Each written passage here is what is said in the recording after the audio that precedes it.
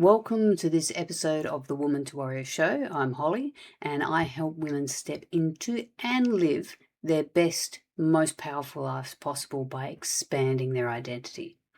So, now for today's show. Picture this. You're at a dinner or some party, chatting to someone you've only just met, and they ask you what should be the easiest question in the world. So, what do you love doing? What are you into? And you open your mouth to answer, and there's just nothing there. You can tell them what you do for work. You can tell them all about your kids, the business, the people you look after, but what you love, what actually lights you up, the last time you did something purely because you felt like it, you draw a blank. So you might laugh. You might say something about being too busy for anything else, and then you change the subject.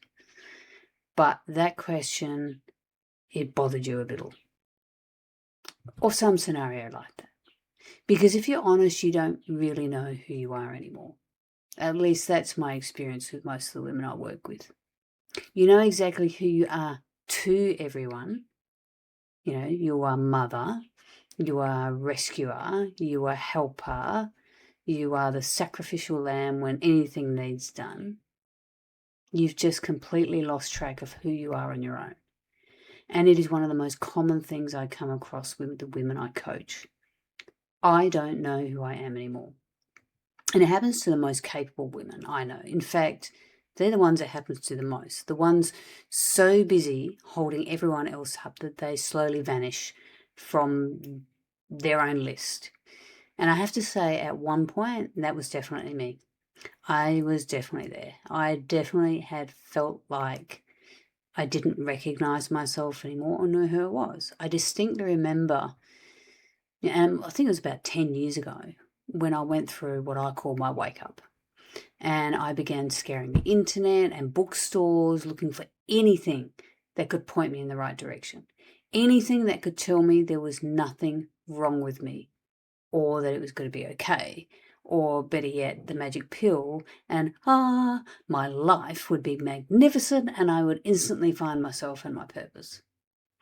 But I ended up having to figure it out myself, which was hard, even as a coach. So I was a coach, and for me, it was difficult to do that. So here's what actually happened to you and to me. You don't lose yourself. You didn't lose yourself. You didn't go poof into a cloud of smoke. She got covered. You covered her. And there's a huge difference between those two. So lost means she's gone and you've got to go out and find her. Covered means she is right there underneath, waiting. You just can't see her from where you're standing right now. That's it. Consider yourself, use this analogy, consider yourself like a golden statue that's been covered by the jungle of life. Now, every time someone needed you and you put them first, family, work, friends, the person down the street you felt sorry for, that was just another thing growing over you. Whatever kept the peace and made you useful, more grew and covered your core until you were completely hidden even from yourself. Now, I can tell you it happens so quietly, like it sneaks up on you. Did you notice that? Did you notice that you it wasn't a big moment? It was like you woke up one day and went, what happened? So every time you went along with something to save the friction of that situation, every time you became, the efficient one who just quietly gets everything done, every time you were whoever that particular room you were in needed you to be, every time you played the strong one who isn't allowed to need anything back, layer on layer on layer until the gold of you is completely covered.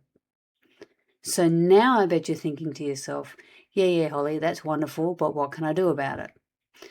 And that's fair enough. And I'll be honest, there's not some magic answer or magic pill that I was hoping for that is going to work for everyone. Sorry.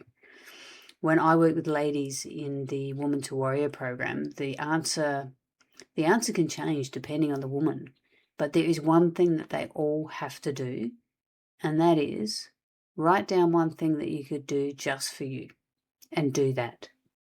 And it doesn't even have to be a big thing. We are not talking massive action here. It could be a hobby, a walk, read a book. Whatever it is, it needs to be just for you, and you need to do it mindfully. And by that, I mean you actually need to be present while you're doing it. Take a deep breath and be in that moment for you. Don't, be scrolling through your phone when you're on a walk or anything ridiculous like that. This has to be for you. Because the only way back to yourself is to be with yourself. And while that sounds simple enough, because it is, it just blows my mind how many women don't do it. It's precisely for that reason, because they don't think the answer could be that simple, but it is. Now, notice I didn't say easy, I said simple. So, do this so that next time you're at that dinner party, when somebody asks you what you like doing, you'll have the answer. And as I said, this isn't going to be a big, I finally found myself again moment for you. You have to build on it. But it is sending a clear and definite signal to the universe that says, I am still here. And it's those small moments that matter. And you do it once, and then you do it again. And then you do it again. And slowly, step by step, by moving, by doing something for you, you will, I promise you, start to find yourself again. Now, I trust there's value in this episode for you, and I would love it if you could subscribe to my channel, because I have lots of content I want to put out. And if this episode struck a chord, then I suggest one of my other episodes, which is how to deal with uncertainty. And remember, you are every bit as worthy of a life that actually feels like yours as any other person that you have ever put ahead of yourself. So go on and live with fierce grace.